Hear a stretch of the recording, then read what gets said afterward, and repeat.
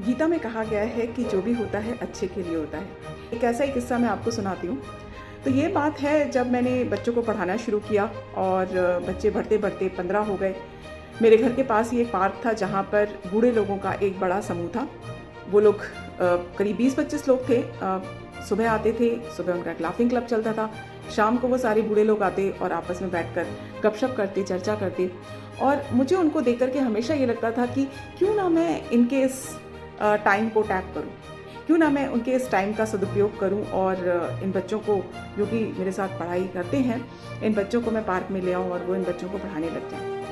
और उसके साथ ही मुझे लगा कि क्योंकि यहाँ पर करीब 20-25 बूढ़े लोग हैं, तो मैंने आसपास की बस्तियों से और ढेर सारे बच्चे इकट्ठा कर लिए। तो पहले ही दिन मेरे पास करीब 80 के करीब बच्चे थे और मैं बड़ी हसरत भरी निगाह से इस बूढ़े लोगों के ग्रुप को देखने लगी। पहला दिन बीता, कोई नहीं आया।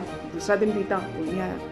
3-4 दिन बाद मुझे ये लगा कि क्यों ना मैं खुद ही जाकर के इन बूढ़े लोगों को निमंत्रण दे दूं। मैंने उनसे कहा कि देखिए, मैं यहाँ बच्चों को पढ़ाती हूँ और मुझे थोड़ी सी मदद की ज़रूरत है, तो यदि आप आकर के कुछ इसमें सहयोग कर दें तो बहुत बढ़िया होगा।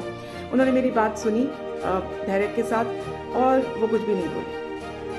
थोड़ी सी मुझे निराशा ज़रूर हुई, पर कहीं ना कहीं मन में ये विश्वास था कि ज़रूर आएंगे मेरी मदद करने के लिए। 3-4 दिन बीत गए। एक दिन उधर से मैं जहाँ पढ़ाती थी उसके ठीक सामने ही वो बेंचेस का एक समूह था जहाँ वो बाबा जी, और उसमें से एक बाबा जी मेरी तरफ आए और मेरा मन बल्लियों उछलने लगा कि अरे वाह, कोई तो आया। और वो मेरे पास आकर के बोले, अगर तुम बच्चों को पढ़ाना चाहती हो तो इनके लिए सरकार ने सरकारी स्कूल खोल रखे, तुम वहाँ पर इनको लेकर के जाओ और वहाँ पढ़ाओ। क्योंकि ये जो पार्क है ये लोगों के घूमने के लिए बना है। ये RWA का पार्क है और इसमें केवल कॉलोनी के लोग ही आ सकते हैं। तो इसलिए ये जो बच्चे तुम यहाँ पर लेकर के आई हो ये इलीगल है और इस तरह के से तुम पार्क में नहीं पढ़ा सकती। मैंने समय की नज़ाकत को देखते हुए और उनकी उम्र का ख्याल करते हुए कुछ भी ना कहना मुनासिब समझा और वो बाबा जी थोड़ी देर के बाद मेरा कोई उत्तर ना पा करके, जाहिर सी बात है, वो चले गए। 2-3-4 दिन ऐसे ही चलता रहा, कोई नहीं आया मेरे पास। उसके बाद हालांकि कुछ और लोग जो बूढ़े नहीं थे, जो जवान थे, वो आए मदद के लिए। उनके बारे में मैं कभी और आपको बताऊंगी। लेकिन इस किस्से में ये हुआ कि 3-4 दिन के बाद मुझे पार्क खाली दिखाई दिया और कुछ वॉलंटियर्स वहाँ पर खड़े हुए थे जो कि मदद करते थे मेरी। और मैंने जब उनसे पूछा तो उन्होंने कहा कि यहाँ जो वो बाबा जी आए थे ना 3-4 दिन पहले तुमसे बात करने के लिए, उन्होंने उन बच्चों को डंडा मार के बाहर भगा दिया। तो मैं गई बाहर, पार्क की बाउंड्री के बाहर वो बच्चे खड़े हुए थे। मैं गई और उन बच्चों को अंदर बुला लाई और वो बच्चे दोबारा से बिठा करके मैंने पढ़ानी शुरू कर दी। और मैंने कहा कि देखो ऐसा है, एक काम करो, जब मैं आऊँगी तभी तुम आया करो और मेरे से पहले से यहाँ पर आकर के खेला मत करा करो। वो बच्चे मान गए और उसके बाद से वो बाहर बाउंड्री के बाहर खड़े रहते और जब मैं आती तभी वो अंदर आते। और बाकी वॉलंटियर्स भी, क्योंकि वो नहीं चाहते थे कि फालतू का झगड़ा हो यहाँ पर, तो वो भी इंतज़ार करते कि चलो जब मैं आऊँगी तब वो ये बच्चे जो बेचारे बाहर खड़े हुए हैं उनको पढ़ाएंगे। वो पढ़ाना इलीगल होता है इंडिया में, बाय द वे, खासतौर से पार्क में, है ना। तो खैर, हम ये अपनी इलीगल एक्टिविटी को, पढ़ाने की जो इलीगल एक्टिविटी थी उसको हम चलाते रहे।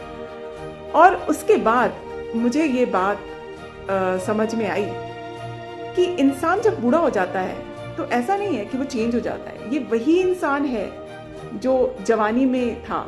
हम जो भी हैं वो हम इसलिए हैं क्योंकि हमें बचपन से हमारे संस्कार हमें इस तरीके से दिए गए हैं कि हमें किसी की भी मदद नहीं करनी है। जो भी कुछ मिले वो सब कुछ हमारा है। हमें खूब मेहनत करनी है अपने लिए, हमें खूब पैसे कमाने हैं अपने लिए, हमें बहुत अच्छा करना है अपनी ज़िंदगी में, अपने परिवार के लिए, अपने बच्चों के लिए। तो इसलिए ये जो बूढ़े लोग जो भी कुछ कर रहे थे उसमें कुछ भी गलत नहीं था। उन्होंने जो भी कुछ किया सब कुछ बिल्कुल वही था जो कि हम सबको बचपन से सिखाया जाता है। एक्सेप्शन तो वो लोग थे जो कि अपनी इस सीख के विरुद्ध काम कर रहे थे। इसलिए मैंने इन बच्चों से पूछना शुरू किया, जिन बच्चों को मैं पढ़ाती थी, कि एक बात बताओ, हम जो तुम्हारे लिए इतना सब कुछ करते हैं, हम वॉलंटियर्स जो तुम्हें पढ़ाते हैं, तुम ये कर्ज कैसे चुकाओगे?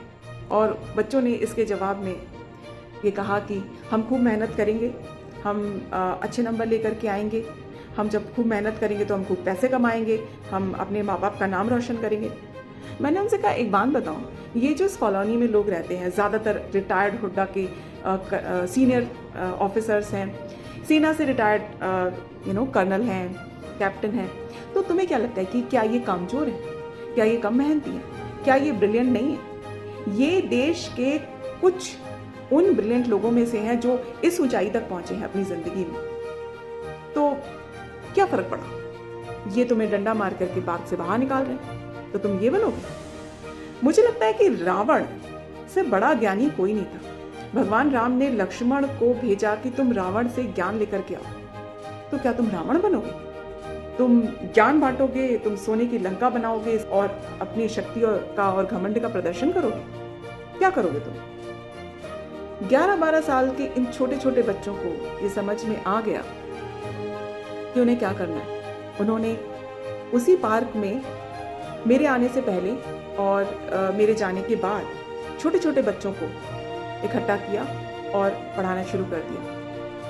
और इसी परंपरा को आगे बढ़ाते हुए हमारे इस नए डोर कैंपस के पास एक स्कूल है जहां इन बच्चों ने 6ठी, 7वीं, 8वीं क्लास के बच्चों को पढ़ाना शुरू किया है।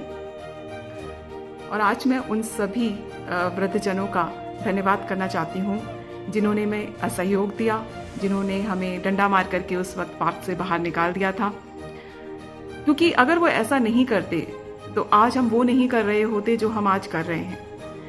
हमें कभी भी ये बात समझ में नहीं आती कि एक समर्थ, सशक्त समाज का निर्माण तभी हो सकता है जब हम सिर्फ लेने की बात ना करें, बल्कि हमें जितना मिला है उसका कुछ हिस्सा लौटाने की बात भी करें। और मुझे लगता है कि डोनेट एन आवर के सभी वॉलंटियर्स, सारे बच्चे और मैं मिल करके एक सशक्त, समृद्ध समाज का निर्माण करने में अपनी भागीदारी सुनिश्चित करते रहेंगे। धन्यवाद।